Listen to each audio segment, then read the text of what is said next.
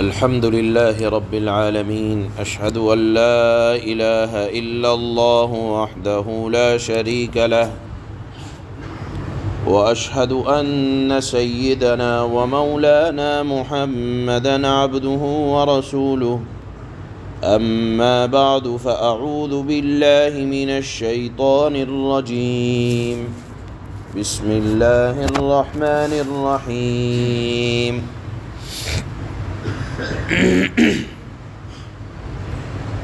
يا أيها الناس إنا خلقناكم من ذكر وأنثى وجعلناكم شعوبا وقبائل لتعارفوا إن أكرمكم عند الله يتقاكم إن الله عليم خبير صدق الله مولانا العلي العظيم۔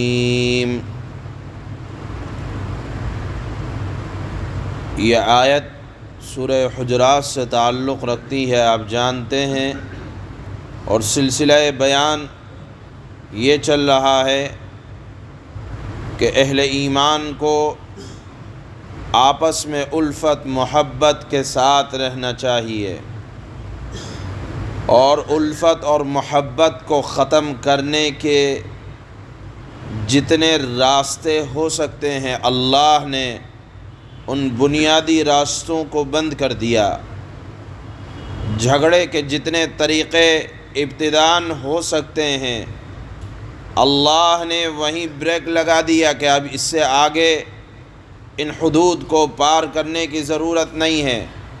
مثال کے طور پر جھگڑے کی ابتدا ہوتی ہے بدگمانی سے۔ اللہ رب العزت نے فرمایا بدگمانی سے بچو، کیوں بدگمان ہوتے ہو؟ اگر کسی کی بات میں 1000 احتمال برائی کے ہیں، اگر ایک احتمال بھی کسی درجے میں اس کی بات کو اچھے مضمون پر محمول کیا جا سکتا ہے، کیوں نہیں سمجھتے کہ ایک بات اگر اس کے اندر اچھائی کی ہے تو اسی اچھائی کو لے لو۔ میں نے کل بتایا تھا کہ عبداللہ ابن مسعود رضی اللہ تعالی عنہ کے سامنے ایک جوان لایا گیا کہ جس کی داڑھی سے شراب ٹپک رہی تھی۔ انہوں نے کہا کہ ہمیں کسی کے اندرون کے حالات کو جاننے کی ضرورت نہیں، ہو سکتا ہے کسی نے شراب کو ان کی داڑھی پر اچھال دیا ہو، کیوں بدگمان ہوتے ہو؟ کیونکہ بدگمانی زہر ہے، یہ انسان کے تعلقات کو کبھی استوار نہیں رکھ سکتی۔ اللہ نے فرمایا بدگمانی سے بچو، غیبت سے بچو، عیب جوئی سے بچو۔ عیب وہ نکالتا ہے جو اپنے آپ کو کامل اور مکمل سمجھتا ہے۔ اللہ کی ذات بے عیب ہے، اس کے علاوہ کسی نہ کسی کے اندر کچھ نہ کچھ اخلاق میں، کردار میں، بات چیت کے طریقے میں کچھ کمی ہو سکتی ہے۔ اللہ کی ذات بے عیب ہے، انسان کے اندر کمیاں، الانسان مرکب، یا ایک اعتبار سے مرکب من الخطأ والنسیان، غلطی سرزد ہوتی رہتی ہے، لیکن کسی کے عیب ڈھونڈ کر مت نکالو، اور اگر کوئی عیب اللہ کی طرف سے کچھ ہے تو اس کو طنز مت کرو، برے نام سے مت پکارو۔ یہ تمام مضامین کل اور پرسوں اور اس سے پہلے والی آیات میں اللہ نے بیان کیا تھا، اور اس کے مضامین آپ حضرات کے سامنے بیان کیے جا چکے ہیں۔ اس کے بعد آج کی آیت میں کا جو مضمون ہے وہ یہ ہے کہ آدمی عیب جو وہ ہوتا ہے، ڈھونڈنے والا عیبوں کا وہ ہوتا ہے جو اپنے آپ کو ذرا قابل سمجھے۔ بدگمانی وہ پالتا ہے جو اپنے آپ کو ذرا کسی لیول پر سمجھے، جس کے ذہن کے اندر کبر، نخوت، بڑائی، معاشرے میں اپنے آپ کو اچھا سمجھنا، جس کے ذہن میں یہ خباثتیں ہوتی ہیں، وہی سامنے والے کے عیب کو بھی ڈھونڈتا ہے، وہی غیبتیں کرتا ہے، وہی کمیاں ڈھونڈتا ہے، کمیاں ڈھونڈنے کے بعد طنز کرتا ہے، طعنہ دیتا ہے، برے القاب سے پکارتا ہے۔ اللہ نے فرمایا کہ اپنے آپ کو بڑا کس اعتبار سے سمجھ کر یہ کہتا ہے، اور عام طور پر کبر، ذہن میں بڑائی اسی کے آتی ہے جو اپنے آپ کو خاندانی اعتبار سے کسی درجے پر سمجھے کہ میں تو، میرا اسٹیٹس، میرا مقام، میرا معاشرے کے اندر لیول ذرا بلند ہے، میرے سامنے کوئی اور کیا ٹک سکے۔ اللہ نے فرمایا نہ مال و دولت عزت کے قابل کوئی چیز ہے کہ آدمی اس کی وجہ سے بڑائی کرنے لگے، نہ خاندانی وجاہتیں کوئی ایسی چیز ہے کہ اس کے اوپر آدمی فخر کرے۔ سب آدم اور حوا کی اولاد ہیں، اور پھر اللہ نے یہ خاندانی سلسلہ رکھا ہے تو کیوں رکھا ہے کہ کوئی شیخ، کوئی مغل، کوئی پٹھان، کوئی سید۔ اللہ نے فرمایا وَقَبَائِلَ لِتَعَارَفُوا، تم کو مختلف خاندانوں میں اس لیے بانٹا کہ ایک نام کے دو آدمی ہو سکتے ہیں، ایک نام کے چند آدمی ہو سکتے ہیں، آپس میں تاکہ تعارف ہو جائے، شناخت ہو جائے، پہچان ہو جائے۔ اللہ کے یہاں مختلف قبیلوں میں بٹنا یا ہونا یہ کوئی فضیلت، مقبولیت، ذاتی تقوی اور یہ اللہ کے نزدیک مختلف خاندانوں میں ہونا کوئی فضیلت کی چیز نہیں ہے۔ اللہ کے یہاں فضیلت کی چیز ہے کہ آپ کا ذاتی تقوی کیا کہتا ہے، آپ کی پرہیزگاری کیا کہتی ہے۔ اگر آپ اس آیت کا شان نزول سنیں تو یہ آیت اور اچھے سے سمجھ میں آ سکتی ہے کہ ایک طرف اللہ کے نبی صلی اللہ علیہ وسلم نے کعبے کو فتح فرمایا، کعبے کے اندر عبادت کی، اور فاتحانہ انداز میں کعبۃ اللہ میں داخل ہوئے۔ حضرت بلال جو رنگ کے اعتبار سے ذرا کالے، بلکہ بہت کالے تھے، اور غلام بھی تھے، حضرت ابوبکر صدیق رضی اللہ تعالی عنہ نے آپ کو آزاد کیا۔ مکہ فتح ہوا، کعبے کی چھت پر اللہ کے نبی نے فرمایا کہ بلال چڑھ کر اذان دو۔ آپ نے اذان دی، آواز مکے کے رؤساء کے گھر میں بھی پہنچی۔ حضرت ابو سفیان جو ابھی تک ایمان نہ لائے تھے، انہوں نے کہا کیا ہی اچھا ہوا کہ یہ دن دیکھنے سے پہلے میرے والد کا انتقال ہو گیا، یعنی یہ کالا کلوٹا آدمی اور غلام آدمی جس کو ہم نے اپنے ہاں غلام رکھا تھا، یہ تو اب آزاد ہوا ہے۔ اس کو یہ شرافت مل گئی کہ کعبۃ اللہ کی چھت پر چڑھ کر اذان دے رہا ہے۔ یہ آج قریش کے لیے جو خاندانی اعتبار سے بہت فضیلت رکھتے ہیں اپنی نگاہ میں، ان کی اپنی نگاہ میں، آج ان کو، بلال کو مسلمانوں کی وجہ سے یہ فضیلت مل گئی کہ کعبے کی چھت پر چڑھ کر اذان دیا جا رہا ہے۔ جن کو داخل نہیں ہونے دیا جاتا تھا، آج اذان دے رہے ہیں، وہ بھی کعبۃ اللہ کی چھت پر۔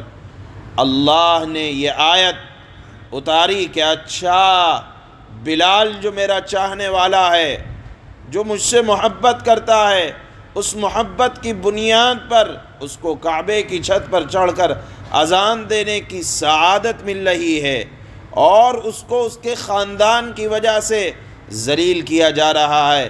یاد رکھیں لوگ کہ یہ خاندان صرف تعارف کے لیے ہے۔ بلال اللہ کی ذات پر ان کا یقین بہت مضبوط ہے، لہذا بلال کو ہلکے میں نہ سمجھا جائے، بلکہ ان اکرمکم عند اللہ اتقاکم، اللہ کے نزدیک سب سے زیادہ شرف والا وہ ہے، عزت والا وہ ہے جو تم میں سب سے زیادہ متقی ہو۔ بلال کا تقوی قریش خاندان پر بڑھا ہوا ہے، لہذا اگر اللہ کے نبی صلی اللہ علیہ وسلم نے ان کو اذان دینے کے لیے کہا ہے تو ان کی عزت اللہ کے نزدیک ان کے تقوی کی بنیاد پر ہے۔ یہ الگ بات ہے کہ کسی بچے کا یا نوجوان کا کسی بزرگ خاندان میں ہونا یہ اس کے لیے اللہ کی طرف سے ایک گفٹ ہے، ایک ہدیہ ہے، بس اس کو اسی درجے میں رکھا جائے گا جیسے مثال کے طور پر کوئی گورا ہے، کوئی حسین ہے، کوئی جمیل ہے، تو اس کا حسین اور جمیل ہونا یہ کوئی اس کا اپنا کمال نہیں ہے، یہ اللہ کی عطا ہے۔ اسی طرح اگر کسی نے بزرگ خاندان میں آنکھ کھولی ہے تو اس کا اپنا کوئی کمال نہیں ہے، یہ اللہ کا کمال ہے، اور اس کمال پر شکر ادا کرنا چاہیے، ورنہ محض کسی بزرگ خاندان میں ہونے کی وجہ سے نجات نہیں مل سکتی۔ حضرت فاطمہ رضی اللہ تعالی عنہا سے اللہ کے نبی نے فرمایا تھا کہ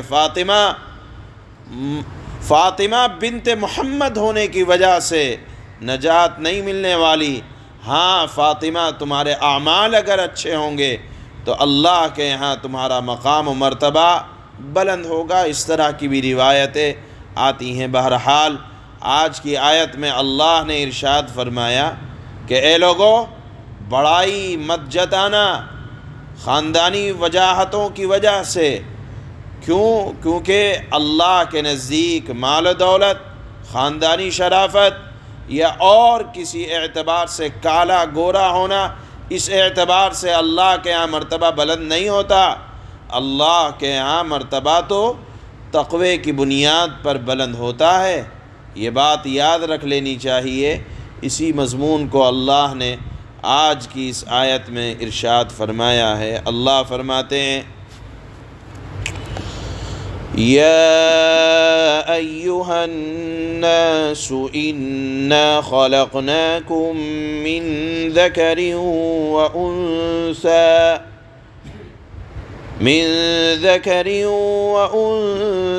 وجعلناكم شعوبا وقبائل لتعارفوا إن أكرمكم عند الله أتقاكم إن الله عليم خبير۔ اے لوگو، ہم نے تم کو ایک مرد اور ایک عورت سے پیدا کیا ہے اور تم کو مختلف قومیں، مختلف خاندان بنا دیا۔ کیوں بنا دیا؟ تاکہ ایک دوسرے کو شناخت کر سکو۔